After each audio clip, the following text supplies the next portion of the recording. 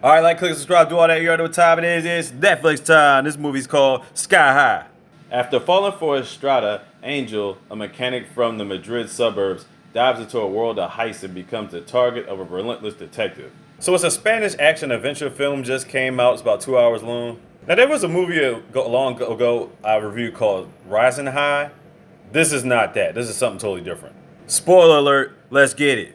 So it starts off with Angelito, or Angel for short, just driving around the city. He looks at this one jewelry spot. He likes he's about to crash straight into it. That's how we starting off, huh? Alright. So we go back about 4 years. He's a mechanic just working on cars and stuff. Working on cars with the crew, but he seems more like a loner. Here we have Estrella. Damn, she a little cutie, ain't she? Well, anyway, after a hard day's work, he heads home to check on his grandpa. He's just chilling, feeding the garden and all that. Then he goes to check on his friend's dog. This guy, I forgot his name, but he's part of the crew. Or his best friend or right-hand man or something like that. Anyway, after that, they go to this little club spot. Angel's chilling, and he meets up with Estrella there. I'm guessing they friends, they had some type of history together or whatever like that, but they've never really done anything. And here comes a boyfriend at the time, this dude named Polly. So right off the bat, you're thinking to yourself, Polly's about to start beef with Angel because he sensed that, they're getting close or whatever like that. And they end up fighting in the club. As Polly's getting dragged out, he's like, yeah, meet me at the gym at 3 o'clock tomorrow. We're going to finish this. So he's with his boy at the gym, and he's thinking to himself, man, Polly ain't even show up and shit. But as he's walking out, Polly pulls up, and he's like, yo, get in the car, man. His friend is skeptical about this shit, but Angel's like, fuck it, I'll get in the car. So I guess at the club, Polly was testing out his toughness because these niggas go around stealing cars,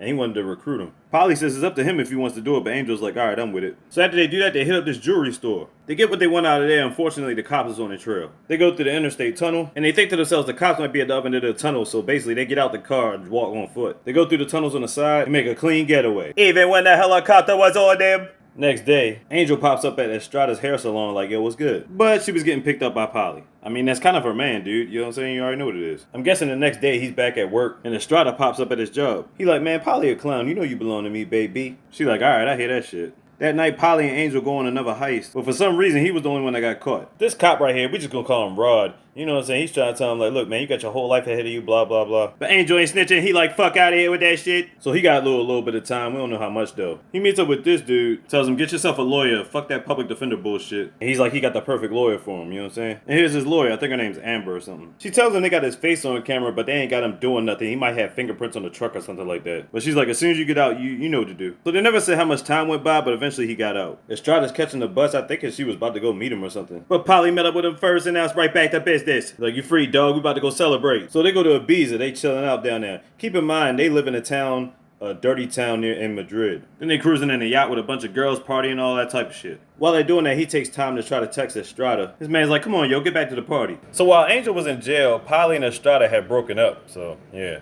So they go back to the club again, and he meets this girl named Soleil that he knew back in, like, middle school or something like that. So he's like, damn, what's good? Soleil is important, but I'll tell you why later on. And when he met up with Soleil, they were back in Madrid again. When he leaves the club, Estrella's out there waiting on him. They get to rapping a little bit before his boys show up so they can handle some business. So they get to this warehouse, right? And he's talking about shipments on higher grade phones or something like that. And Polly's big boss shows up. We just gonna call him Granddad. Who else shows up? Soleil. Turns out Granddad is Soleil's father. He like, watch yourself, man. Don't mess with the daughter. You know what I'm saying? He got connections, nigga. The Angel ain't worried about all that. He ingratiates himself to the boss. Polly tries to set up some business with Angel tonight. But Angel's like, nah, not tonight. Sometime this week, though. You know what his plans was? Giving Estrella the business for the first time. Yeah, he was making it do what it do. He talking about he want to marry her one day. She like, yeah, right. We both know what you do. Come on now. Then he makes a phone call. The phone call is to his boys about that car he's trying to get. He had his fingerprints on that the police caught him with. They about to get rid of that shit. That's all the police really had in him. So basically, no car, no case. Rod is pissed off, and everything's all good at gravy. Now he's in the coffee shop thinking he's just go get coffee, right? Nope, he's talking to this guy about another job. He slid Angel some keys, Angel slid him some money. Later that night, him and his boys go to this little car spot. They break in. The key to the guy gave to Angel was actually the key for a combination safe, which had a bunch of other keys for top tier cars. His boys drive them shits out the lot like it ain't nothing. Angel rides off by himself to pick up Estrella. She like, this nigga here. Well, anyway, she got in the car. You already knew what time it was. More business to be given. Next day in the gym, Polly confronts Angel like, dude, hey, if you're going to go into business for yourself, that's fine. But watch out for Giovanni, man, because he's a powerful dude. Like, don't fuck around with him. Angel like, man, I got this. Don't even worry about none of that. Polly's like, oh, you big time now, huh? All right, man. Just watch yourself.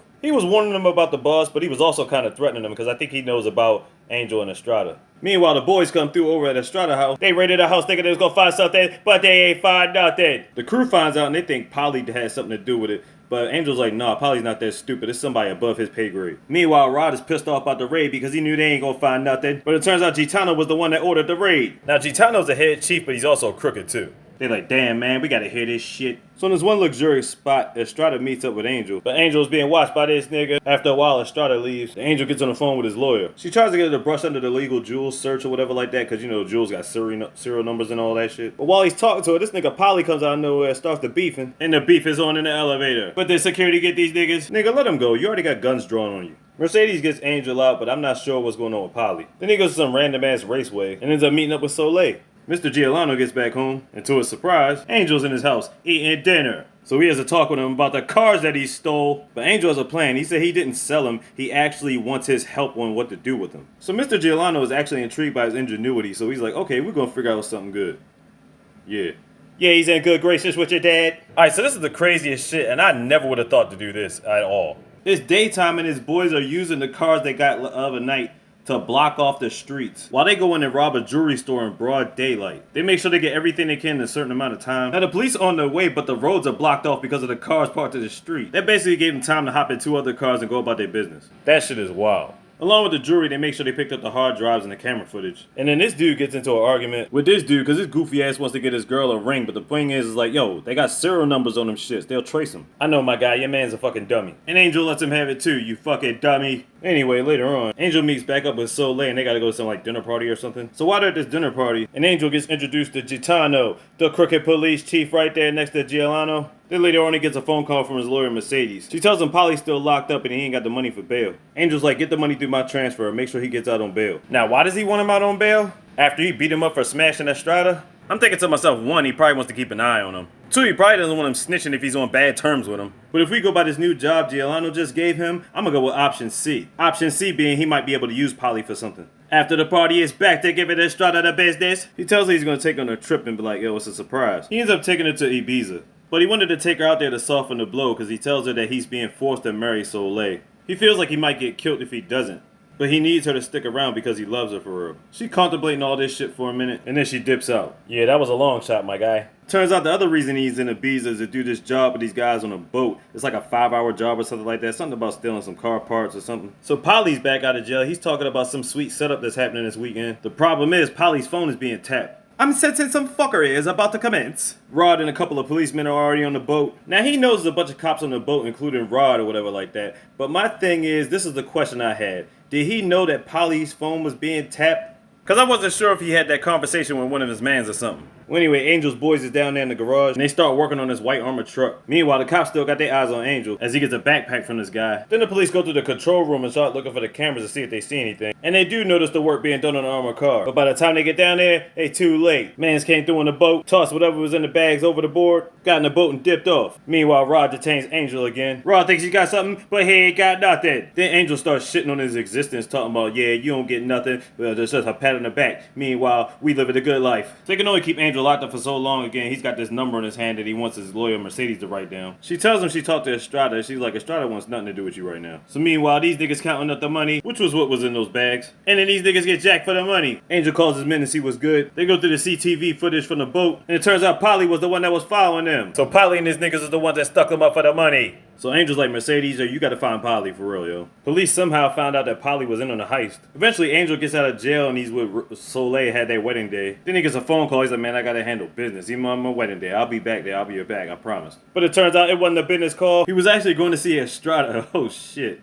He says he needs her bad, but I'm thinking of 2 reasons why he needs her. She's like, what about her dad, man? What if he catches you like, look, man, I'm trying to do things right. I got this shit popping, da-da-da-da. And he shuts all that shit down. She's strong-willed, but she'll do anything for this nigga. And besides, if you've been paying attention, you know the situation. Back at the reception, Mercedes tells Angel about Polly, talking about they're accusing him, or the police are accusing him of the robbery, whatever like that, but they didn't find the money yet. He's like, look, just stay on it. Don't worry, I got you, yo. See, the problem is she was representing both Angel and Polly at one point in time, making their shit conflicted. He's like, look, man, you rolling with me, I got you. Haven't I been paying you more? You know what I'm saying? Get this shit rocking, you know what I'm saying? And goes back in and joins his wife.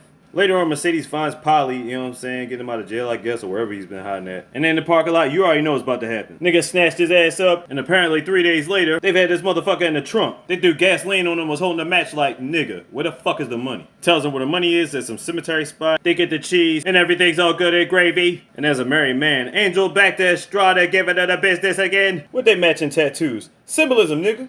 2 years goes by, Angel has a daughter with Soleil.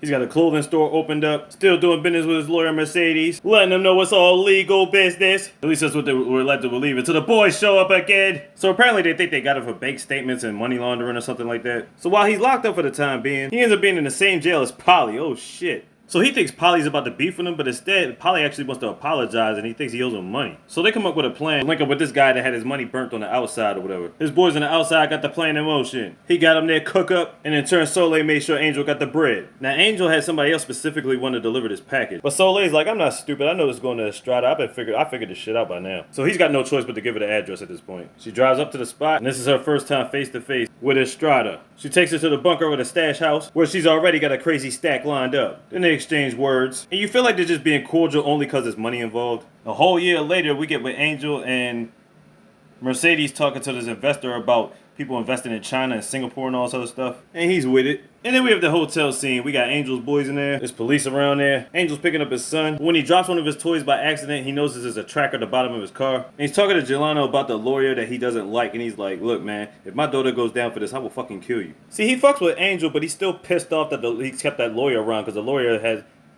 forgot that they have her phone tapped too. Bottom line, he's always been skeptical of Mercedes. Bottom line, Soleil's supposed to go with the 2 briefcases of money in another room, but she's got to get there before these guys get to the room. They give the signal for his boys to put trash cans by the elevators. And why would they do that? So they can stall these niggas from getting on the elevator. Bottom line, she gets out there with the briefcases. She sees this lady and decides to turn around. She was talking on the walkie-talkie, so she ignored Soleil, and the other 3 guys actually came back up on the elevator. So apparently she's a cop. As soon as they touch the door, she pulls a gun out like, don't move, it's the police. Angel gets there, but by the time he gets there, the police are there, they locking everybody up. David got Soleil, but she didn't have the briefcase on her. Rod and the boys couldn't find it either, so you know they pissed off once again. And with no evidence, you can't hold niggas long. So she makes a phone call, and guess who she makes a phone call to? She makes a phone call to Estrada. She tells her to go to the hotel to get the 2 suitcases. She hit them at a certain spot. Estrada's reluctant to do it because she's fine, but Soleil tells her the money's for her. But when she tells her to get the money, she says take it out the country or whatever like that, because that's the only evidence that could trace them back to Angel and Soleil to get them locked up. So get that money and get the fuck out. Reluctantly, she goes to go get it. She goes there, finds the briefcases, puts them in the trunk. Now, Soleil tells her to destroy the SIM card so she won't get traced. But she goes back to look at Angel's pictures one last time. Then all of a sudden, oh, what the fuck? She just got done. Who the hell just shot her and took the money? Motherfucker Gitano, he was there the whole time waiting? Damn it, man. She didn't even want to come back. She did it for this nigga and got duffed. And then it shows us the beginning scene in the movie of why he was just driving around. And the last thing we see is him crashing into a jewelry store. Well, that was a lot. See, much different than Rising High, right? Well, anyway, Sky High on Netflix. Check it out. Like, click, subscribe, do all that. You already know what time it is. Slick these, y'all, easy, mister. Big. You got that slogan.